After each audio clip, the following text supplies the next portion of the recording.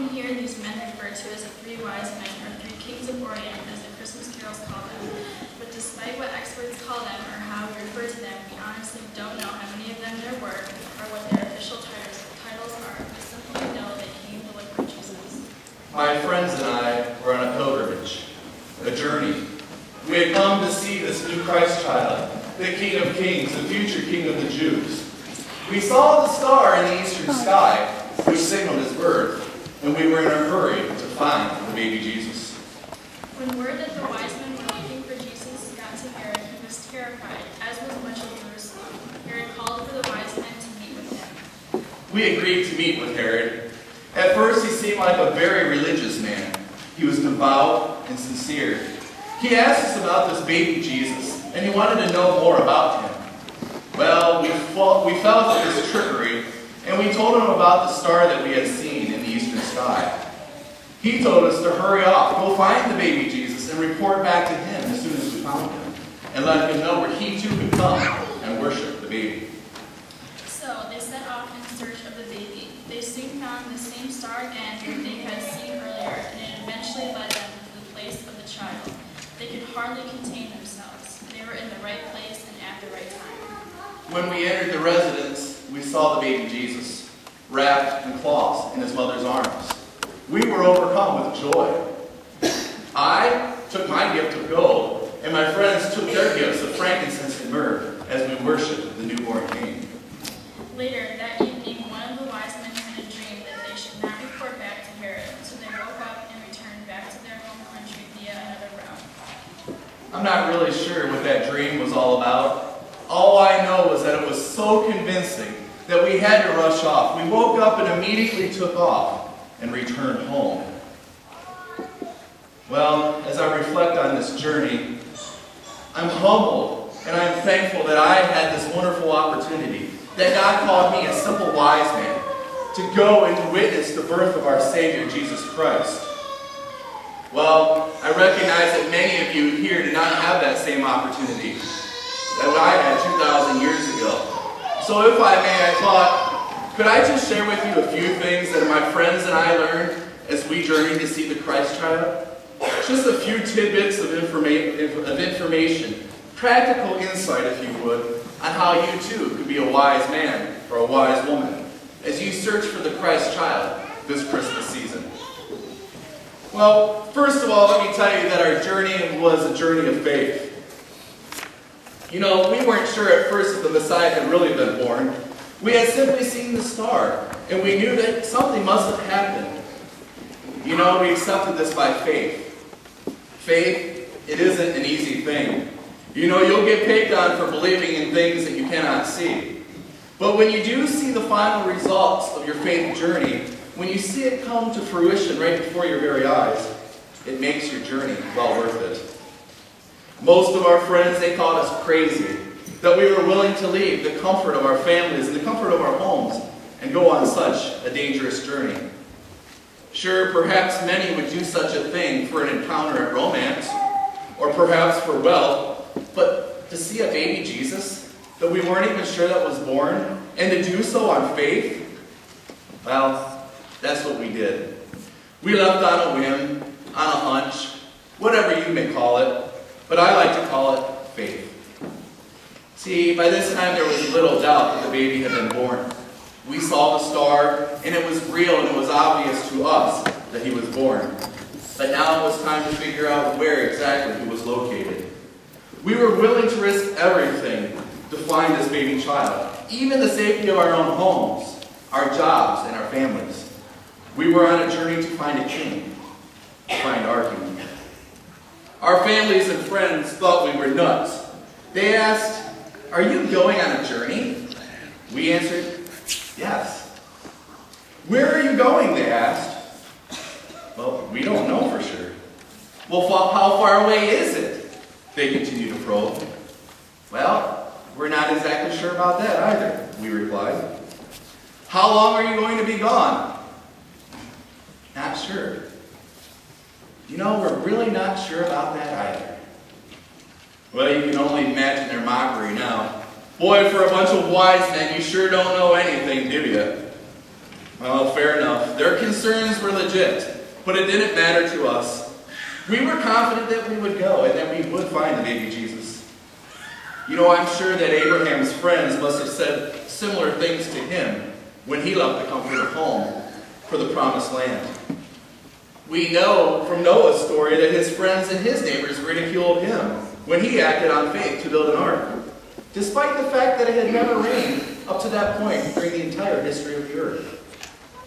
People must have said similar things to Peter, Andrew, James, and John when they left their nets and fishing to become fishers of men. They probably called them insane. They probably said that they were crazy, they were out of their minds. But you know what? They weren't crazy. And neither were we. They weren't out of their minds. They were like us, simply men of faith. Remember this, if you would. All of God's journeys always involve faith. Hebrews 11:6 says that it is impossible to please God apart from faith. If you want to be a wise man or woman, you have to be willing to respond to the challenges of the unknown over and over again. The second thing I would want you to know this evening is this. A wise man's journey is one of worship. The whole point of our trip wasn't to get away from our families for a mini vacation. No, it was to find the baby Jesus and to offer him our worship. See, that's why we brought gifts with us. Speaking of our gifts, a lot of you may be wondering why we took gold, frankincense, and myrrh. Well, if I may, those gifts, they had a lot of symbolism. They were gifts that were fit for a king. The gold represented wealth.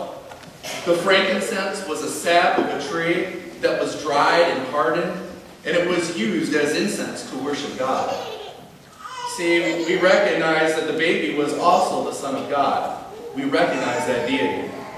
And finally, the myrrh was a fragrant perfume. It was used to anoint the dead, to embalm, to preserve them. See, Jesus was to be our sacrificial lamb. So there you have it, 3 practical gifts for the King of Kings. But there's more than worship than those simple gifts. See, worship always involves a sacrifice. See, we as wise men, we had to pay a price. We had to give ourselves, we had to give of ourselves, and we had to leave our comfort zone of our homes, our friends, our family, our jobs, and we had to go out on a journey seeking the unknown. Traveling in our days is not always as comfortable as it is in your days. We didn't have SUVs or minivans. We didn't have TVs with DVD players, and no Nintendo DSs to play along the way. Also, travel wasn't easy. It was very dangerous. There were robbers who we had to be concerned with, and wild animals that could attack us at any time. But it was worth it. See, we are all called by God to offer worship in a form of our sacrifice. The Apostle Paul, by the way, for whom your church here was named, said in Romans 12:1, I beg you, friends, by the mercy of God, to present your bodies as living sacrifices, holy and pleasing to God, which is your acceptable act of service. To truly worship God requires sacrifice. And the greatest gift that you can give God this season is yourself. You say, but I have nothing to give him, Mr. Wise Man. I say, yes, you have. You have already given of yourselves today. You have given him your time by being here this evening. You prepared for a journey this morning when you woke up. You got dressed and you went on with the regular routine of your daily lives. You were getting ready to seek a king. You got into your cars and you used gas to drive your automobiles and come to church. Some of you in a few minutes will put your money into these money plates that will go around to help pay for kingdom expenses of maintaining a church. Heat, water, and electricity, all of which need to be paid for. When you give of your money, you give towards Sunday school programs, towards youth events. You pay staff salaries. You minister to the poor. You meet the needs of clergy in all parts of the world, and so much more. When you came here this evening, you came as a living sacrifice. Even though you may not view it as that, Even though you may not realize that, the efforts you made tonight in coming is an act of worship as you sacrifice your time for Him. If you don't remember anything else I say here this evening, remember this. The gift that God wants the most this Christmas is you. Above all else, He wants you. He wants you to be willing to give Him your best, to go on a spiritual journey to find Him, to be willing to crawl out of your comfort zones, to be able to go and seek and offer Him worship. See, us wise men, we were willing to do that. But what about you? You know, God's still in search of a few good wise men and women. Before I leave you this evening and this Christmas Eve, note one last thing. A wise man's journey is also one of change. See, after we had seen the baby Jesus, we were warned in that dream to run and that we should not return to Herod. We had to look for a different way, a way of change to return home. And when you go home this Christmas Eve, you cannot go home the same way you came. Because if you've encountered the baby Jesus this Christmas, you will never be the same. This encounter with God will change the way you live.